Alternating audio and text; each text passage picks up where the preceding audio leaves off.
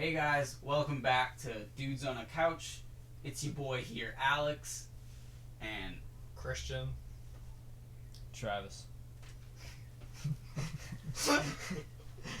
And I'm Matt, and guess what? We got some really big fucking news today. We got SHiFT. No. No, what the fuck? No, this was supposed to be it. Fuck. No, what the fuck just fucking happened to me? What the fuck? The gamer gunk theory was looking solid.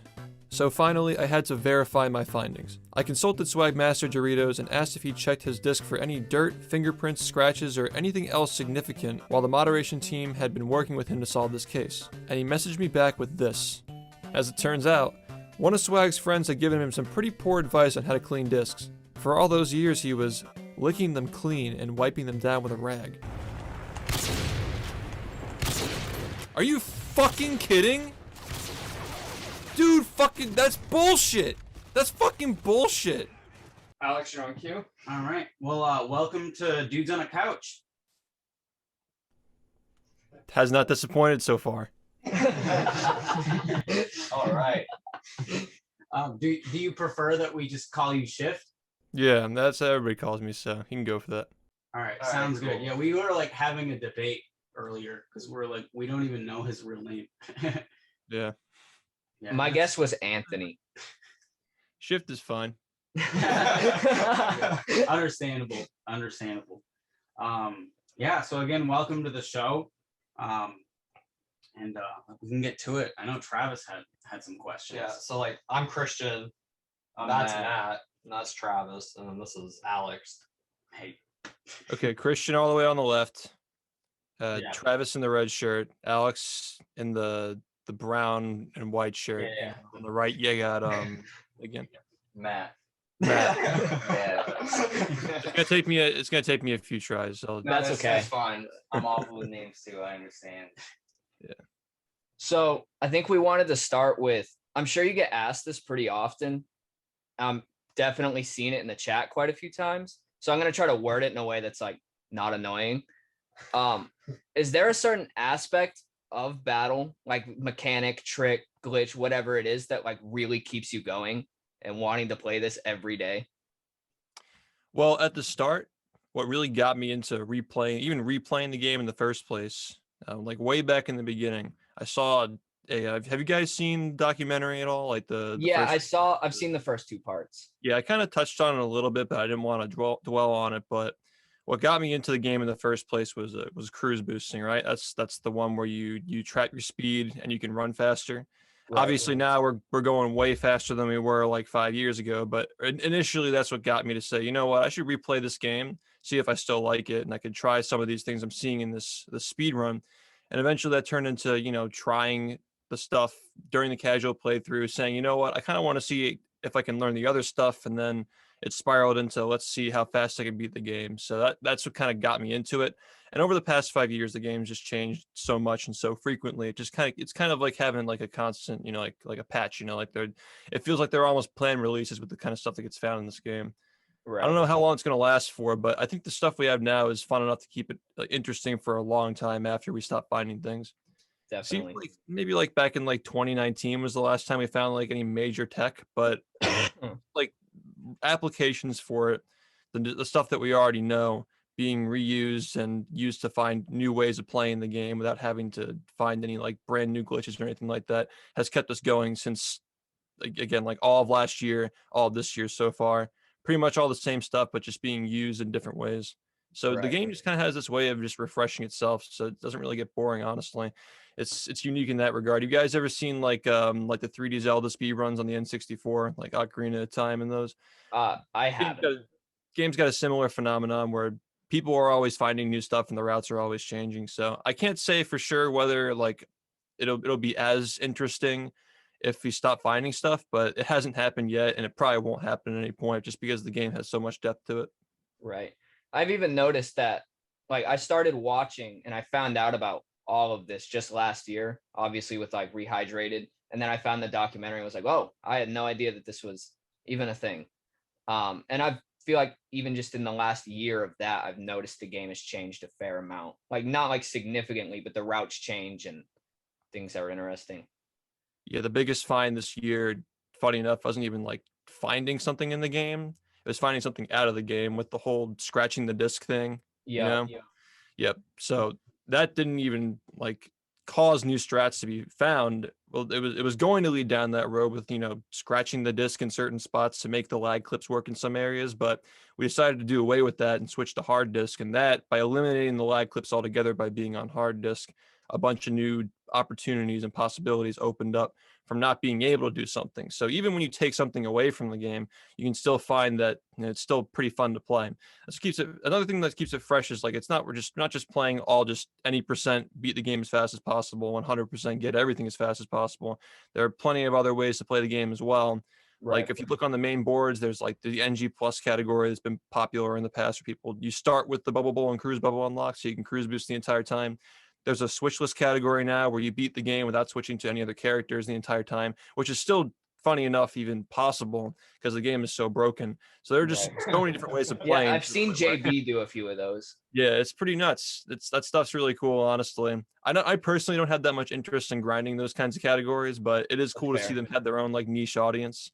But the Right. game just got so many different ways of playing where if you just take away like one element of it, like cruise boosting, or take away like SBA, the whole game just changes. Just kind of just never gets old, honestly. You mentioned something like the stuff away from the game that you found that you guys can do. We had a long conversation last week on the show about the catch-up theory. How does something like that be found? Like how do you find stuff like that? Honestly, stuff like that really gets found by having some kind of a desire to solve something that is so strong that you eventually just go to any length to get it done. Because what was going on is that we found these new hard drives, and we're finding more and more about these things even now after we obsoleted them by allowing the hard disk. Like somebody was saying that they were like playing on the Samsung B drive, and like things weren't loading in properly, or they get like random loading screen crashes and their disks were getting scratched and burned up. Like it's just a disaster. So we were finding on these drives that the lag clips were not consistent for some people, and we knew that the guy Swagmaster Doritos in the video that I made, he had the disc that was like messed up, and the drive combination with the disc, like for some reason that was making his lag clips work quickly, and he wasn't getting many crashes or longer loading screens. Because even on the ones that I was testing, I was still like occasionally, like maybe a couple of times per stream, getting like an extra 5 seconds on a loading screen. So it wasn't even perfect, and we were kind of just playing a risk reward, whether you would save time with the run if you didn't get a slow loading screen throughout the entire time or not. So we eventually just said, screw this. Like, we're just going to try to, figure out what else we can do to make this possibly consistent, that's accessible. Cause we're not playing the lottery with this. We don't want people to have to buy like 5 Xboxes and like try to find one that gets the fast lags and the fast loads. So I eventually just said, you know what, I feel like this might have something to do with the disc. So I started playing around with the disc, and what do you know, like we figured that out. And then we, from there, we just realized, okay, well, it's fingerprints work, but what works more effectively is the scratches, and that was going to lead down the road of defiling discs to go faster, which is it's going to make the hobby less accessible, literally destroying copies of the game. So we decided to eventually move to hard disk, which I think made a lot more sense, honestly. Especially because as we go deeper down, like by 2030, most of these disk drives are probably going to be shot anyway. Like you said, like with the different hard drives and stuff, like how many Xboxes did you go through to find that out? This year alone, or all the years put together? Because that's a whole different story. There's a part of the documentary that I didn't include because I thought it was too much information. The video was already an hour and a half, and I wanted to cut it off. But there was a part around like late 2016 where there was a rumor floating around that the Crystal Xboxes, they're like Xbox releases that had like different like plastic shells on them. There was a rumor started by one of the runners, Konosumi, because he had been a part of many other speedrunning communities before, that I think it was like they said like the Halo speedrunners or some community had found that the crystal Xboxes were supposedly faster than normal ones. So then I started going out and buying all the different colors of Xboxes to test them. And that turned out to not make a difference. And like, as you know, in the video, I explained that we eventually found out that the newer models were the fastest, but that didn't include the Samsung V drives, which we overlooked. So yeah, all in all, I have multiple crates full of these things. I think I've had at least 10 of them. Decent. But I I'm trying admire to your give some away though. commitment Now to that we know what to do, I'm trying to give some away now. Swagmaster Doritos actually, he tried to do a hard drive swap and it bricked his system. So I'm going to give him one of the ones that I have here. That's cool. That's the plan for that. That's awesome. Probably give some away when the pandemic simmers down. We start going to events again. I'll be able to give away some in person. So just get rid of them, get Yeah, more people on the game, and Yeah, that'll be really cool. I was playing on a PS2, so it was a little rough. yeah. Surprisingly, it runs really well for a PS2 game. Like compared to most games, especially even licensed games of the era, like 60 FPS, like it runs 60 pretty decently. It's not that bad, honestly. Yeah, I feel like most people in the chat were just saying that it was very dark and slow. Yeah, but GameCube is honestly just as dark, and the loading screens aren't that much slower. I think the PS2 version is better than the GameCube version, barring the whole loading time stuff. Yeah. The PS2 version's on that little compact disc, and it's got like the compressed audio and stuff. It's much less pleasurable to play. GameCube version also had, like, I know we're like kind of going off topic a little bit, but the GameCube version has this glitch in it where if you jump, sometimes it inputs 2 jumps at the same time. So you'll have like instances where people are trying to platform and they'll just like jump and then it instantly jumps again the frame later and they just fall. That's another reason why the GameCube version is super annoying to speed run on.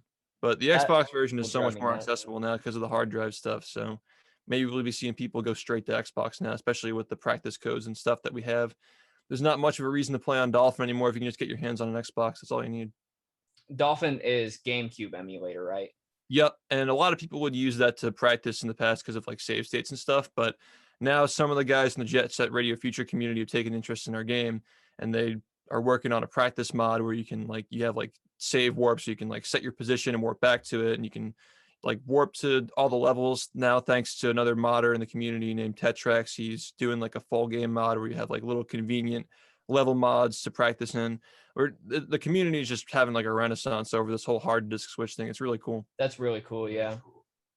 Travis said you were basically at the top of the game. I think that's a fair analysis, right? Yeah. Yeah. That's So, fair. Is there a point where you're kind of just like, what's the point of just beating my own record? Well, if I thought that, I probably would have realized it 5 years ago, Just have fun playing. There's always something to do with it, Yeah. More like trying to prove to myself that I can do it. So is it The game more keeps getting harder, so it's just a bigger challenge every time, and I'm already so deep. It's like, why stop now? so it's more of like an innovation thing rather than a time thing at this point? Yeah, and it's entertaining. Like we all got our hobbies, You got people who play an instrument for like 40 years. So I don't know if I'll That's be able true. to play 40 years from now because it's so rough on the hands. I But never really thought about it that way, but that's a good point. Yeah. Because I don't know There's anything about speedrunning. there's so much to do in these 3D platformers. I know the genre is like kind of old. It's a bit dated. Where back in the day, a lot of these games, like you get like a franchise that wants to have a game on a console. It's like, what are you gonna do? Oh, it's just a 3D platform. Throw some stuff down, jump on it. Just show off some gameplay mechanics and collect stuff. That's just how it was back in the early 2000s. But there are some gems out there with some really good, gameplay mechanics and movement and level design that make it really fun to play. I mean, the original, like the one that popularized the entire thing, Super Mario 64, people are still playing that. You have people who were born 10 years after the game came out to be running that game. There's so much longevity in the genre when it comes to like competition, So the whole focus was on the gameplay back then, not much on like the storytelling and the storyline elements and so forth. It was all just about the game. Right. And even though the genre is like, if you play these games like SpongeBob nowadays, it's like, yeah, it's all right. It's pretty fun. It's like got some nice references to the show. It's colorful. It performs pretty well. But ultimately, these games are just way better age when it comes to speed running. That's really helping preserve the genre, in my opinion. Yeah, because like when Travis was explaining to me at first, because like I don't know anything about speedrunning really, Like I just played Rehydrated because I played it originally on the GameCube. Now that I know that that's the worst version, I might go back on the Xbox. But he was like explaining like how passionate like the community was, and I was like, I don't see it, because like I'll play Rehydrated every now and again, but like I'll just get Yeah, it's kind of tough to see on Rehydrated because it's like, you ever seen like the stuff on YouTube for like the Zelda games and the Mario games? It's like new HD remake of Mario 64, and it's like a guy who's like a fan of the game and had like the assets and like tone them up and put them in Unity. It's basically the same thing. Rehydrated is just an Unreal Engine version of this game, which was made on renderware, which was like kind of like the old Unreal Engine back in the day. A lot of different studios use it to make their games quickly. But Rehydrated kind of misses the mark when it comes to the gameplay mechanics. It gets the environments pretty nicely. It looks good. I usually just say, it looks good and it looks good. But the gameplay mechanics aren't really as refined as the original. I found it to be really stiff. Yeah, I mean, they definitely put more focus on the actual graphics than the actual gameplay, which seems to kind of just be the trend for games nowadays. I've noticed that, they mostly, if you can sell a screenshot, you can sell a game.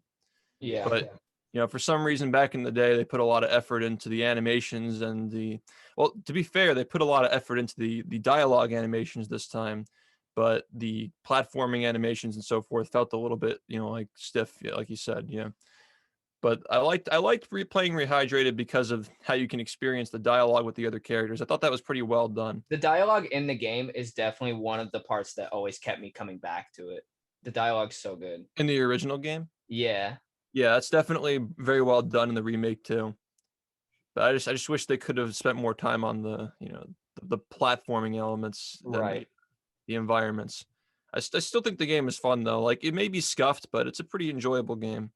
I'd still say, like, if you want to experience the best way to experience these games that are, they're like basic 3D platformers, even like Mario 64, people like nowadays, like, there's like a little bit of hate for that game I've seen from the casual community. They say like, why is the camera so hard to control? Like, it's so clunky, but like, it's not. Like, you got to just give these games time and learn the strats for them, and they're really fun to play. They may be a little bit dated in the way they control, but once you get used to it, it's a lot of fun. I always say the same thing for Smash too, like Melee, the GameCube version of Smash, very similar, where when you first pick it up, it doesn't feel intuitive, but if you give it like a couple of days of your time and like really focus on learning how the game should be played, you have a lot of fun playing these games. They're all one and the same in that way. The platformers and like the early 2000s games, all like that. So I don't want to veer too far off topic, but I know it's been talked about. I haven't heard your thoughts on it, and I'm just too curious to ask, or not to ask. And I just want to know your thoughts on skin theory. Oh, I've seen that. I think I used that to fall asleep one night. I think that tells you a little bit about what I think about it. Yeah, we all kind of blew it off. I think it's an elaborate troll. It's just a shit post in my opinion. But okay, you don't think that they were like serious? I think the guy was just having fun. I think that's fair because it didn't convince me in any way. Yeah, it was like really entertaining to watch, but like I didn't buy any of it. I wasn't like that. Like, there's no damning evidence. Yeah, I like the videos that like you think to yourself like, this is probably a troll, and then you watch it and it ends up being serious. Yeah. Probably what people thought about the ketchup video. I thought that when I first watched your doc, yeah. Yeah, that's funny too. I think that there's like some like subreddit where people do like it's like a half chance that it's like a shit post and like a half chance that it's legit, and it got posted on there, and people it's that's the thing, is like people don't expect a game like this to be taken seriously, but really the subject matter has not much to do with how much care the devs put into it. Like I said in the doc, like not just the guy who was the lead software dev, but a lot of those guys put like 60-hour work weeks in above and beyond what they had to do just because they liked working on the game. They actually had some of the voice actors from the show do their messaging machine for a while. They had like the leave a message with like Tom Kenny's voice and stuff like that, but cool. Nickelodeon made them take it down at some point during development. They were pretty involved. There's actually a guy in the community who has a copy of the game signed by Tom Kenny, and he did say that he remembered working on that game specifically. And like, for all the SpongeBob games that are out there, it's pretty cool that he remembered that one. Right, because there's quite a few. And There's there's a lot. there's quite a few that are pretty bad too. Yeah, and this one wasn't even the first one. Like Yeah. I've heard comments about like it's a SpongeBob game. Like how could it not be successful because it's SpongeBob, it's such a big franchise? But it's really not true. There was like the Lost Spatula game on the PS1 or something like that. I don't remember. I Like don't think I've even a heard Super of that one. Sponge, right? Super Sponge. And then there was the Revenge of the Flying Dutchman, which That's the one. we all know how that one went. But the battle was not expected to be something good. It was just ended up being good, and it kind of jump started the SpongeBob video game franchise. And like every SpongeBob game after that kind of took inspiration, or I like to say clickbaited the game's elements in some way after that. Like they made some like random Activision game, Plankton's Robotic Revenge, which is like they were really trying to bait people into thinking that it was some kind of a sequel to fighting the robots, and ended up being a crap game. Creature from the Krusty Krab, they definitely took a lot of inspiration from Battle for Bikini Bottom. Same with Truth or Square, which was also made by the same studio that made Battle, but they reused a lot of assets from BFBB in the movie game together. So it had a lot of influence on the SpongeBob video game franchise from that point on. Kind of allowed it to become one of the standout cartoon franchises, because like when I was a kid, like on Nickelodeon, I'd watch like Rugrats and Fairly Odd Parents and Jimmy Neutron, but those games didn't really get games like the SpongeBob franchise. I mean, I Yeah, guess like the Fairly Odd Parents had like one good game, I think, the Shadow Showdown game. Haven't played that one, but I don't Jimmy even think I've Neutron, heard of it. my streams forced me to play so many of those games on stream for the lulz, but oh, they're so bad. There's something about the SpongeBob franchise. Like I think the battle just set the bar so high that everybody after wanted, like they felt like the need to try and compete against it. Did you ever play Attack of the Twonkies? Oh, I actually did. My stream made me play that. Did I miss it? I think it Damn. had potential. I think it had potential, but it's just boring to play. It I don't does know. feel kind of repetitive. Yeah, but you could tell that the people who made it, they were definitely fans of the show. Like you Right. can tell when somebody like that when they get it. There are some games like Revenge of the Flying Dutchman, when you play it, you're like, do they even like know what these characters are? Yeah, Like that the game. first like 5 minutes of the game, like SpongeBob sells Gary down a river, like he's willing to let the Dutchman take him as like a slave, and then the Flying Dutchman himself is like a genie in a bottle. It just doesn't even. It's not even. That's not SpongeBob. Makes sense to the show. Like they didn't even watch an episode of the show. There's like an interesting documentary about the creation of that game too. I know I'll have to there's a check that guy. out. There's a guy who yeah, that one it's pretty biased, but if you like kind of like sift through it and take the information for what it is, like what I've interpreted from it is like the guys were like way in over their head trying to develop that game. They had like other projects going on. They didn't fully understand how to use the engine, so it just turned out to be a disaster. Yeah. But there's actually another documentary. I can't remember. I think can't remember the guy's name who's working on it, but he interviewed Heavy Iron Studios, and he's making like a how BFBB was developed documentary. I'm kind of interested in watching that when it comes out. Yeah, that sounds really cool. Can't remember the guy's name though. So how long have you been streaming for this? Since it's actually been 5 years this month. Okay. Congrats. Yep. Now, Thanks. did you start streaming when you started speedrunning this game, or Yep. was that something that came down the line? No, this is the first game I streamed. Still streaming it. But like, did you still speedrun it before that? Yeah, I had to learn the game, and I didn't start streaming until pretty much how I got into streaming was I was in college and I had a laptop, right? Because I would go back and forth between home and my apartment at the time. So I wanted to record my runs, but like back then when I first started playing, I was getting like 2 hour times, hour and 40-minute times. I didn't want to delete my runs, but at the same time, I wanted to be able to stream on the laptop as well. I didn't have enough storage, so I was like, okay, I guess I'll stream them and I'll save them on Twitch or re-upload them to YouTube. So Yeah. I got into streaming through that, and I wasn't really aware that there was much of a community for the game at the time, because there were some people who were like fans of the game back from when Cole played, who were still kind of around and still like kind of passively watching. And there was that guy Fuff I talked about in the documentary, who was the world record holder at the time. He'd just gotten it when I first got into the game. So he was like streaming a little bit, and some people were watching him, but it was kind of just a coincidence, it all kind of came together where we all met one another and people started to like notice like the competition for the game.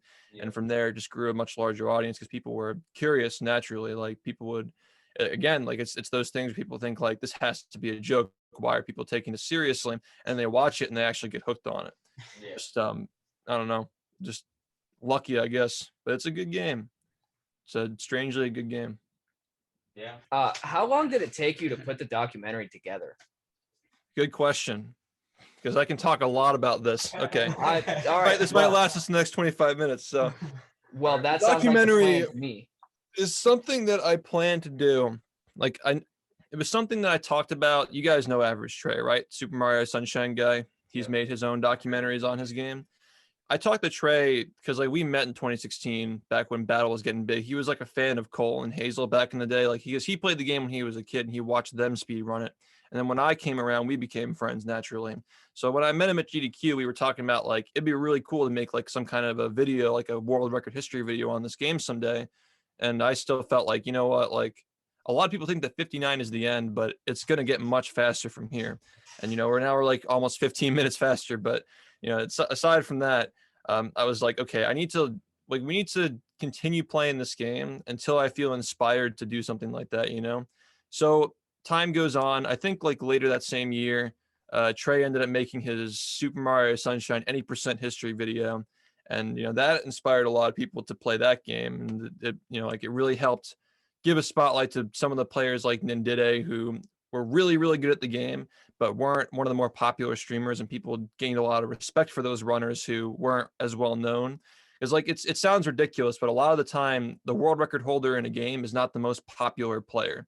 And it's a shame because, especially in Nindide, he's like the greatest of all time when it comes to that game. So I thought, like it's a shame that people are going to watch this game and watch me play it, but they're not going to know like back in the day, like who Cole was or who Hazel was and who Fuff was and all these great players who played. So that I definitely drew a little bit of inspiration from the fact that Trey made that video, because I really felt like it was a great way to, like kind of bridge that gap and show people like there are a lot of people who work on these games who don't get enough credit. So I saw what that did for those players who played Sunshine. I was like, you know what? Eventually, someday when I do this, I'm definitely going to try to give the due attention to most of the people who, even if they played for a couple of months, just make sure they get their fair share in the spotlight. So along with that, people have asked if I took inspiration from Summoning Salt, but I've never actually watched a single video of his. I try to avoid watching those kinds of videos because I don't want to get too inspired by them and make them not my own creations. I like doing my own style. You could probably tell from watching them. They're very different than whatever those kinds of videos are like. But eventually, to get back on topic, when I got the first 49 after SBA was found and we made some optimizations in 2019, that was when I realized like, okay, I feel like this is a good stopping point. Like this is a good time to say like, I want to talk about everything that happened up until this point, because the game's history started in like 2010 for speedrunning, and then talking about that whole decade. And then when at that time we did know Rehydrated was coming out the next year. So I'm like, okay, it's a whole decade. Let's just make this the scope. But I was kind of, I wasn't really confident enough in myself to really take it on just yet, because my video editing skills, like I felt like they weren't on par to really do something like that. And I was also really busy with speed running, and all the stuff was coming out with Rehydrated, and I was making videos on that. I got invited to the studio to play test the game with them. Like a lot of stuff was going on at that time. And then you guys know the pandemic hit in early 2020. So I was at the time, even during the pandemic, I had just finished up like a 2.5 month project working on the tutorial video, how to speedrun BFB in under an hour. So like that was like not a very, I actually didn't script that video. That was all just, I just kind of sat and talked like I was sitting on my stream explaining tricks to people. It's very good, by the way. I have watched it. Thanks. Yeah. It's really cool that someone took the time to like really let people in and figure it out. Yeah, the thing is, like, I just been making tutorials for years. That was like my 10th tutorial or something on the full game or something like that. And I just had so much experience sitting down, like explaining how things work, that I didn't even write a script for it, like I said. So like that whole video is 3.5 hours unscripted. But the next project, like obviously for a documentary with a full narrative and stuff, you can't really do that, So Right. I'm like, okay, the editing quality has to be way higher because it's made for entertainment, not educational purposes. Like, it's cool that people found this tutorial and said like it's entertaining, but it wasn't made to be entertaining. It was made to be educational. So for the documentary, it had to be educational and entertaining. So I had to sit down and figure out like how am I gonna, you know, iron out these editing skills, get the script done, and get a narrator as well because I wanted someone to narrate it because I'm part of the story. I don't want to sit and talk about it myself in the third person, you know. Right. So I had to figure all this out, and we had no idea when Rehydrated was coming out. This was like March, and we thought like maybe it was coming out in like August or September. As you know, it came out in June. So the original plan was to get the entire thing done before Rehydrated came out, and that obviously didn't pan out because it got announced so early. But the first few weeks of work on the documentary started in mid-March of 2020. It took me 3 weeks to fully research and write the script, which came out to I think this sounds vaguely right, around 50,000 words and what would have been like over 200 pages double spaced. Excuse me, Wow. 200 pages. Yeah, 250 pages double spaced and 50,000 words or something like that. So it was a very bare bones thing. It was only made to be purely informative. But then I got my friend SM Loader on the case, and he, if you guys don't know anything about him, he was actually a finalist for the Melee documentary that just came out, Metagame. He was like a top contender to become the narrator for that documentary, and he'd just been turned down. So I'm like, well, I've known this guy for years. I should just get him to do it with me. So then we ended up taking on the SpongeBob documentary on our own, and I showed him the script, and there was definitely some parts where like we wanted to, the plan was to go through and edit it to like get it to his liking where he can talk and it feels natural for him. But as we kept going on, he really opened me up to being a little bit less serious in some parts. You remember the cruise boosting skit? That was basically just his improv that we were doing in a call. So we were talking, going back and forth about like ideas for like funny stuff we can do. And he just kind of did that off the cuff. And I'm like, you know what? Write that down. That's good. So as time went on, we started being a little bit more and more like, he really got me to kind of like open up my shell and take some parts of the documentary a little bit less seriously. Obviously, like I had to like have him on a handle a little bit because sometimes he want to make a joke or make something funny in a spot where it was supposed to be serious and didn't want to undermine what we were talking about. Right. Like he wanted to do a Streets 112 reference for Cole's 112, and I'm like, we got to be respectful here because Cole, like, this is his final serious run, and we want to give him the due respect he deserves. So like there were some parts where like it's kind of like the yin and yang, where like we have very similar senses of humor, and we both like together we could figure out where to make things serious and where to make things funny. So he was a very big part in like that documentary and like getting some of the funny skits in, like the Vine Sauce parody, or not Vine Sauce, I always get those two mixed up. The V Sauce parody with Outrageous Josh, like that was he actually wrote and directed that based off of like I kind of explained how the trick worked, and he took my explanation, like the paragraph explaining the prawn skip, and he kind of like molded it into like his vision of Michael V Sauce. And then we got Josh to do it, and it was hilarious with the whole like B Sauce thing and Josh giving his own spin on it. It was a good time. Yeah, But of course, like fantastic. I got my own like opportunities to like do my own skits and so forth, like the international circle jerk of super acquaintances, where we got Uncle Al, and I reached out to him not knowing what to expect, but he's a really, really cool guy. Like seriously, like one of the nicest guys I ever worked with on the internet. Was excited to work on it with us with the whole the announcer fish voice. And then I got my friend Ringo Tongo, one of my buddies we speed ran with like 5 years ago, and we did the Eminem parody because that's always been like a little joke in our friend group, making fun of Eminem for taking himself too seriously and then asking That's to be a pretty good joke. yeah, it was funny as hell. Really, really fun working and like having the little like nods to like community memes and like little cultural things that you would only get it if you were there. There are all sorts of those kind of little Easter eggs hidden around the video like that.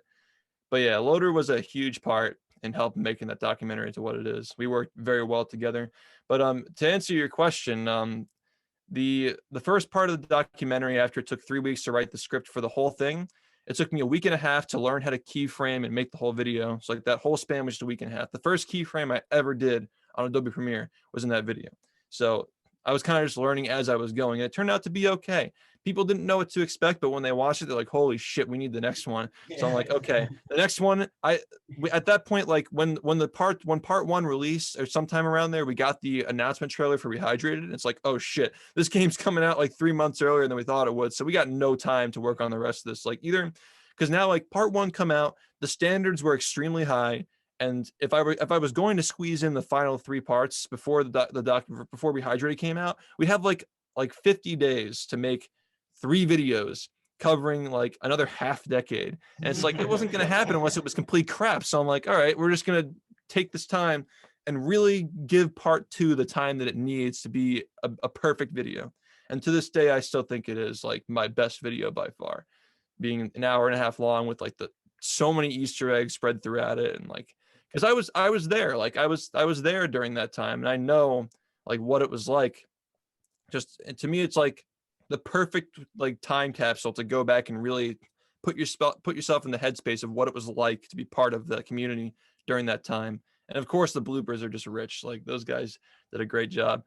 That the outrageous Josh thing where he did the "Hey, B sauce, Josh here," that took like 8 hours to get that take. Like we worked really, really hard. We pushed him to his limits on that. He did a great job. It was so fun working with those guys, and I can't wait to work on the next one. It's gonna be good. So is there a time frame for part 3? Not yet, because the game's changing so much, and I'm still Right. running it. Yeah, it's like I want to, because like we're still keeping the scope at 2019. We don't want to go past that. If I want to continue, I'm probably going to make a second series talking about the stuff that happened after. But Right. it's the story of how the game got revived, and then like Rehydrated coming out, and we had so much more influence on that game than we realized even last year. We learned when the game came out that they actually did use the industrial park editor that this community made to import the models to Unreal Engine. So that's how they were able to get it done so quickly. Is they used our tool to import the game, and then they molded over it with the new like textures and stuff. That's sick. Like they kind of smoothed out the models. Yeah, it's really cool. We had that much of a part of it, and THQ Nordic was really cool with me. They worked with me to kind of promote the game a lot. I think the documentary really helped a lot of people like take notice of it and want to get into the game with the whole like. I think they mutually helped each other a lot. Like the content surrounding the community and Rehydrated itself bounced off each other quite a bit. And then the whole the day one like warp to the end of the game glitch where you can just use 2 controllers to skip the entire game in 8 seconds. Like that just kind of put the cherry on top. The game was just such a sensation when it first came out. That was pretty funny to find. It died quickly, but it was really fun while it lasted. It was a great like finale, which makes sense why we would cut it off there. So yeah, like none of the stuff that's happening now with like the disc slime and shit is going to be included in the documentary. But if I make a new series at some point, it'll probably cover like the next 5 years or something. I don't know. But yeah, maybe at some point this year I'll have enough time to work on it. It's just I'm so busy trying to optimize with the stuff that we're finding. So it's hectic right now. Any percent right now is just a huge puzzle we're trying to put together, which I'm probably going to make a video on pretty soon if you guys are interested in that. So, yeah, definitely. A lot of stuff's going on. Oh, for sure. We got 4 viewers. Let's go. No, it grows every week and it makes no sense. I'm like, who is watching this? It's pretty sweet. It makes no sense, but it's cool. Yeah. Did you actually? It's like everything that's cool, right? It's crazy until somebody does it. One last question for you before our time's up. What is the community like? Like, how has it grown? How has it changed over the years that you've been with it? And like, what's it like now? That's a great question, and something that we're definitely going to cover in the third part of the doc. Like, I know that part 2 kind of like seems like everything's all like you know, like it's what's the term? It's like sunshine and rainbows, right? Like everybody's friends and we're all like getting along. But there are some things that happen, like when the community grew so much from 2017 to 2018, there were definitely some problems that occurred with like, you know, like moderation and like having a public Discord server that didn't really have it. Like basically the motto was like, if they want to play the game, let them in. We didn't really care about what people were saying and doing. Yeah. There wasn't a lot of like, you know, like accountability. So there's definitely some stuff like that we want to talk about, how like how a community grows and deals with growing pains, and like what kind of culture that can lead to Yeah. if you don't take care of stuff and like keep yourself respectful and stuff like that. You know, it's gonna dive into a lot of these like, you know, deeper themes about like, you know, like growing a stream and like how new people are going to come around with new ideas and new personalities, and you got to learn to get along if you want to, you know, make your community more successful and enjoy the game more with more people. You know, Yeah. it's part of the whole process. When something gets popular, you got to just learn to get along with people, because you're going to have a lot of different types of people who don't see eye to eye. And that's a very good question. I personally, right now, a lot of my closest friends who played the game in the past are not currently active. Like they come in and out, but and there's some, like, likewise, there are some people that I'm meeting who are, you know, new to the community, or like they've watched for a while and they start running at some point, that I've become good friends with. But you know, obviously, I don't get along with everybody. None of us do, you know. Like, Yeah. but that's what happens when a community is so big. You know, you meet people that you don't get along with, and you meet people become your best friends. You know, it's just how it is. But overall, I think it's pretty cool, like pretty respectful for the most part. People are pretty kind to one another and supportive. You know, that's all you can really ask for on the internet. It's not all like people pretend to be friends and stuff, but you know, it's like I think we handle it pretty maturely for what we're dealing with. You know. I have a question for you as well. Probably a weird one, but like considering you're like probably one of the most viewed people in the community, do you feel like you have a little bit of influence on people, and how do you keep yourself neutral and like points of contention and stuff? Oh, absolutely. I mean, that's another thing we're going to talk about in the next part of the documentary too, is like how to be responsible with your influence and stuff. Which, honestly, most of the time, I tend to just speak my mind. Like I understand how, like, if I say something, a lot of people hear it and they can, you know, act on what I say and like take what I say maybe more seriously because of the influence that I have. But I think for the most part, the people who are involved in the game, like the ones who are really involved in the game, tend to, you know, we tend to look at one another as equal. It's really like a lot of it's like my viewers that I try to not, like when I'm streaming, I try as hard as I can to, you know, not stir the pot that much. Sometimes I slip, sometimes, you know, like I'll say something that, you know, can start drama, but it's hard not to, man. Like it's hard to just to be a person, especially when you're streaming so much. Like I have like sections where I stream for like 8 hours a day for multiple weeks. You know, it's hard during that time, especially when we're not really getting too much other human interaction right now. The past year and a half, like we kind of tend to, you know, it's hard to stay human but also stay responsible. Yeah. Something I still struggle with, but I feel like there's no right or wrong answer to it. You know, Yeah. I think that at this point people have a pretty good idea of who I am as a person, so I trust that people, you know, can take what I say with a grain of salt when I go off the cuff and like start ranting about stuff sometimes. You know, Yeah, at some fair. point, you know, I think we all do it, but yeah, I back in the past I used to struggle with a lot of guilt about, like, you know, sometimes I'll say something or I'll have an opinion that isn't that popular and I'll question like how it's influenced people. Even like with Rehydrated, I kind of struggled for a while with guilt, thinking that, you know, because I didn't enjoy the game, it kind of fell off and people didn't like speed run it for that much long after I stopped playing, because there weren't enough people streaming the game. And I kind of felt guilty about that for a while, but you know what? It's like I'm just a person, you know. I can't pretend to enjoy something that I don't enjoy. And I can't like I got to live my own life too, you know. I can't just be obligated to just play the same game every day if I don't enjoy it. Yeah, fair. If I've, this I've, I've makes you gotten a feel lot any better about better about that, there was a day where I was watching you, and someone in the chat said that there was one guy on Twitch streaming Rehydrated. So naturally, was like, let's go see what this guy's up to. So I talked to him for like 2 hours, and I was the only person in his chat. And now we just like occasionally play Warzone together. It's pretty dope. That happens all the time, man. Some of my best friends I met through this game, they may not even play anymore, but you know, there's something about it. A lot of people miss this game. I think a lot of people who like the game have good taste in games, or like-minded tastes, I guess if you want to be fair. So like No, we I ended think we up should just be unfair. If you don't like it, you're mean.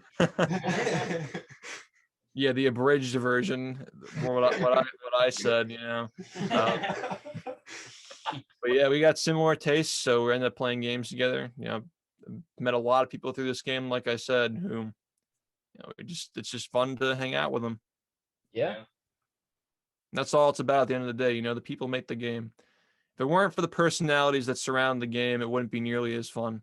Yeah, And fair it's enough. fun. It's funny to say that because like obviously when you look at it objectively, like it's a great game for routing, for glitches, for movement. It's got everything it needs to be a good speed run. You know, low downtime, super fun to play. But at the end of the day, like who cares if it's not, you know, if the people surrounding it are, you know, not fun to be around. Yeah. I think it gets better and better every year. More people are coming out of the woodwork to get involved. You know, people are starting to stream who weren't streaming before. Yeah, it's just fun to see new personalities come around and give the game a shot. That's how you build a community.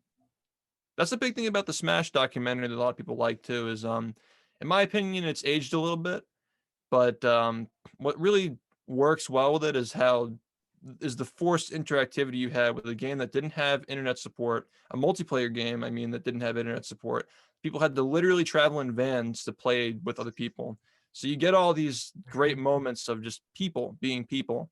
And that's what's so nice about it. Like the script may be a little bit cringy at times. It may over glorify gamers with like the whole godhood thing and so forth. But that's what's great about Smash though, because like it has this long history of people just being people. And that's at the end of the day, that's what makes a game a game. Strangely enough, it's hardly even about the game itself. Yeah, I agree. Yeah. Well, I think that about wraps up our time. We have 5 minutes left. I don't know if you guys have anything else. No, I think that we should just roll out the red carpet, and if SHiFT has anything that he wants to promo or throw out there, he can do that. For our 30 followers. Honestly, For our 6 viewers. just watch the documentary. It's good. Fair. A lot of cool people worked on it. A lot of talented people contributed to it. We had our own music composer dude That is really cool. make the him and his dad used to be in a band, so they worked together to make the cover to Ramblin' Man, like the rock cover that we did, because we wanted to avoid copyright. Yeah. But then it turned out to be like, holy shit, this is sick. Like we actually like this more than the original. So yeah, a lot of great stuff like that comes out of just thinking outside the box, like instead of just going, oh, we can't do this because it's copyright and whatnot. Yeah. Just figure a way around it. You might like it more. That's your final takeaway from this discussion. That's awesome, Cool. man. Wrap it up, buddy. Give it a try. Well, thank you so much for doing this with us. It's been a lot of fun. Yeah, no problem. And when you're ready to watch this back, it'll be out on Wednesday. Cool. I'll send you guys the playback in the Google Drive as soon as I get off. We appreciate it. All right, man. Love you, buddy. Thanks for being here. Peace.